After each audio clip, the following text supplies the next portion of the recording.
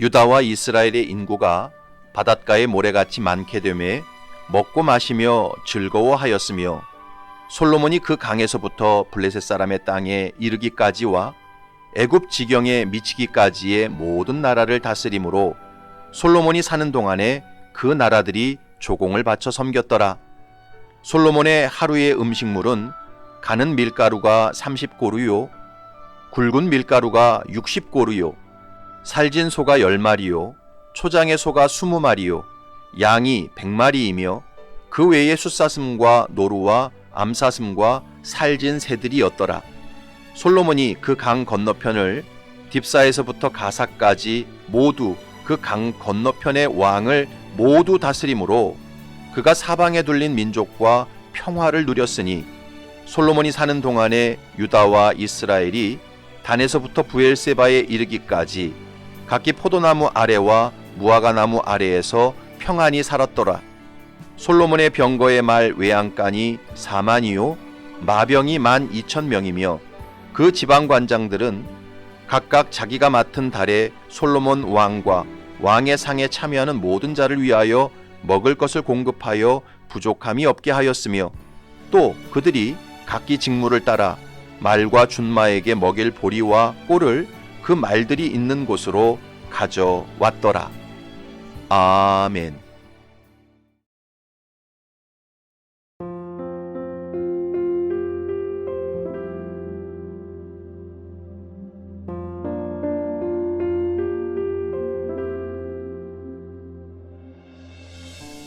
(1986년 1월 28일) 미국의 우주왕복선 챌린저호가 승무원 7명을 태우고 발사대를 출발했습니다. 하지만 발사한 지 73초 만에 상공 14.5km에서 폭발하고 말았습니다. 그 사고로 승무원 전원이 죽었고 당시 가치로 4,865억 원의 엄청난 손실이 발생했습니다. 인류 역사상 인재로 일어난 사고 피해 중 4번째로 큰 사고였습니다. 이 챌린저 5 폭발 사고는 미국 우주계획 역사상 최악의 사고로 기억이 됩니다.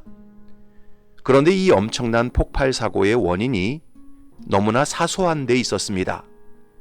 기계와 기계 사이를 이어주는 둥근 O자 형태의 고무링 때문에 이 폭발 사고가 일어난 것입니다.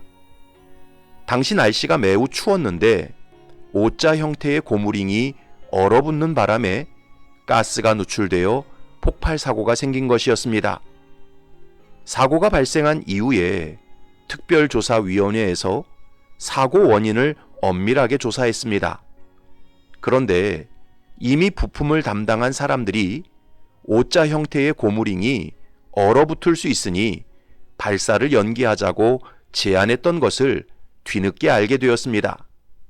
하지만 나사 측에서 이를 무시하고 발사를 강행했다가 엄청난 화를 당한 것이었습니다. 큰 일만 생각하고 작은 일을 무시하다가 엄청난 사고가 발생한 것이었지요. 여러분, 작은 일 없이 큰 일이 되는 경우는 없습니다. 큰 건물도 작은 벽돌이 한 장 한 장 쌓여서 완성되는 것처럼 큰 일도 작은 일들이 모여서 이루어지는 것입니다. 그래서 하나님은 언제나 작은 일에 충성하는 자에게 큰 일을 맡기십니다. 우리는 보통 어떤 시대를 지칭할 때 그 당시의 왕이나 대통령의 이름을 갖다 붙입니다. 다윗 시대, 솔로몬 시대, 박정희 시대, 김대중 시대, 이런 식으로 당시 대표성을 가졌던 한 인물로 그 시대를 명명합니다. 그러나 분명한 사실은 한 시대가 만들어지고 유지되는 이유는 그 시대를 대표하는 지도자 한 사람의 능력과 지혜가 탁월해서가 아닙니다. 드러나지 않지만 각자의 자리에서 묵묵히 자기 일을 감당하는 수많은 충성된 사람들이 있기 때문에 한 시대가 만들어지고 유지되는 것입니다. 오늘 본문에 보면 솔로몬 시대가 얼마나 번영하고 융성했는지 단적으로 보여주는 두 가지 사례가 나옵니다. 첫 번째는 솔로몬 왕실 전체가 먹었던 하루 음식의 양이었습니다. 22절과 23절을 보면 솔로몬의 하루 음식물은 가는 밀가루가 30고르요, 굵은 밀가루가 60고르요, 살찐 소가 10마리요, 초장의 소가 20마리요, 양이 100마리이며 그 외에 숫사슴과 노루와 암사슴과 살진 새들이었더라. 가는 밀가루란 밀껍질을 벗겨서 곱게 빻아 만든 가루였습니다. 이 가는 밀가루는 당시로서는 매우 고급 식재료에 속했습니다. 하나님께 소제로 드릴 때 주로 사용했습니다. 그리고 굵은 밀가루는 밀껍질을 함께 빻아 만든 가루였습니다. 당시 평민들이 먹었던 주요 식재료였습니다. 그런데 두 종류의 밀가루 양이 대단했습니다. 가는 밀가루가 30고르요, 굵은 밀가루가 60고르라고 기록하고 있습니다. 이 고르는 성경에 나오는 호멜과 같은 단위였습니다.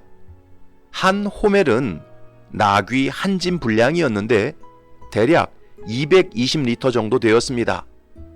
따라서 가는 밀가루 30고르와 굵은 밀가루 60고르를 가지고 빵을 만들면 무려 12,700kg의 빵을 만들 수 있었습니다.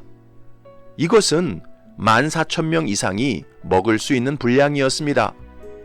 그리고 육류가 살찐 소가 10마리, 초장의 소가 20마리, 양이 100마리, 그 외에 숫사슴과 노루와 암사슴과 살진 새들이었는데 이 정도의 고기 분량이면 14,000명의 사람들이 하루에 한 근 600g 이상씩 먹을 수 있는 분량이었습니다. 그러니 솔로몬 당시 왕실에 얼마나 먹거리가 풍부하고 고급스러웠는지 짐작할 수 있습니다. 두 번째는 말과 마병의 풍성함이었습니다. 26절을 보면 솔로몬의 병거의 말 외양간이 4만이요 마병이 12,000명이며 이 구절에서 외양간이라는 말은 히브리어로 우르오트라는 단어인데 그 의미는 여물통을 의미합니다. 따라서 외양간이라는 말은 잘못된 번역입니다. 말 여물통이 4만이요가 정확한 번역입니다. 그런데 솔로몬 당시 가지고 있었던 말의 숫자는 4만이 아니라 4천이었습니다. 왜냐하면 솔로몬 당시 가지고 있었던 병거의 숫자가 1,400대였기 때문이었습니다. 열왕기상 10장 26절을 보면 솔로몬이 병거와 마병을 모음해 병거가 1,400대요 마병이 12,000명이라. 당시 병거는 말 2마리가 끌었습니다. 따라서 1,400대의 병거에는 2,800마리의 말이 필요했습니다. 그리고 한 마리는 예비용으로 준비시켰습니다. 따라서 솔로몬 시대에 가지고 있었던 병거의 말은 4만이 아니라 4천이 맞습니다. 본문의 4만은 잘못 표기된 것입니다. 아무튼 솔로몬 시대에는 당시에 가장 강력한 군사력이었던 말과 병거가 많이 준비되어 있었습니다. 그렇다면 솔로몬 시대가 이렇게 번영하고 융성했던 이유가 무엇이었을까요? 그 답을 27절과 28절에서 찾아볼 수 있습니다. 그 지방관장들은 각각 자기가 맡은 달에 솔로몬 왕과 왕의 상에 참여하는 모든 자를 위하여 먹을 것을 공급하여 부족함이 없게 하였으며 또 그들이 각기 직무를 따라 말과 준마에게 먹일 보리와 꼴을 그 말들이 있는 곳으로 가져왔더라. 12개의 지방관장들과 그 백성들이 각각 자기들이 맡은 달에 조금도 부족함이 없이 최선을 다해 모든 양식과 쓸 것을 공급했기 때문이었습니다. 심지어 말과 준마들이 먹을 보리와 꼴까지도 소홀함 없이 가져왔기 때문이었습니다. 한마디로 솔로몬 시대는 충성된 신하와 백성들이 각기 자기가 맡은 자리에서 최선을 다해 직무를 감당했습니다. 그래서 번영하고 융성했던 것이었지요. 여러분, 충성이란 자기가 맡은 일에 대해서 할 일만 겨우 하는 게 충성이 아닙니다. 충성이란 자기가 맡은 일에 마음과 생각을 집중하여 창조적인 아이디어를 더하여 최선을 다하는 것입니다. 이것을 매우 잘 보여주는 이야기가 하나 있습니다. 어느 대기업 비서실에서 여비서를 채용하게 되었습니다. 수많은 지원자들이 몰렸는데 다 떨어지고 최종 면접에 3명이 올라오게 되었습니다. 그때 비서실장이 그 최종 면접을 주관하면서 마지막까지 올라온 3명의 지원자에게 과제를 하나 주었습니다. 지금 회장님 방에 중요한 VIP 손님이 오셨습니다. 그 상황을 생각하고 저 탕비실에 가셔서 녹차를 2잔 끓여서 가지고 오세요. 그랬더니 첫 번째 지원자는 쟁반에 녹차 2잔을 내어왔답니다. 두 번째 지원자는 쟁반에 녹차 2잔과 함께 잿더리를 가지고 왔답니다.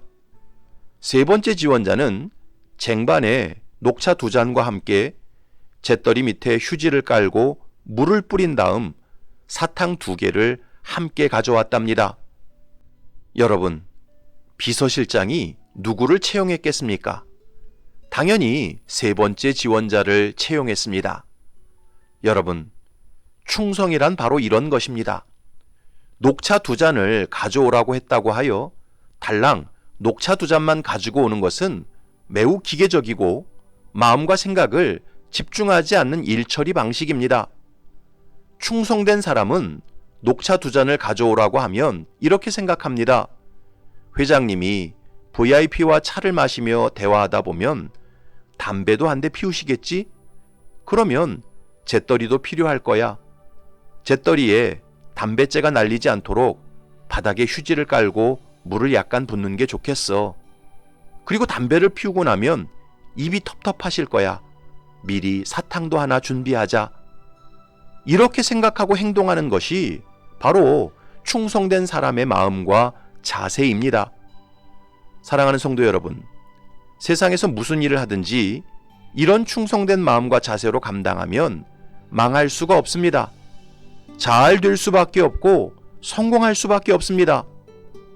너무나 많은 사람들이 자기에게 주어진 일을 감당할 때 그저 어떻게 하면 돈 더 벌까? 어떻게 하면 더 편하게 일할까? 어떻게 하면 더 빨리 끝낼까? 이런 게으른 생각만 하면서 감당합니다. 그래서 삼류 인생을 사는 것입니다. 그러나 충성된 사람은 무슨 일을 하든지 자기가 하는 일에 마음과 생각을 집중합니다. 그래서 보이지 않는 부분과 일어나지 않은 상황까지 예측하면서 미리 준비하고 점검하고 돌아봅니다.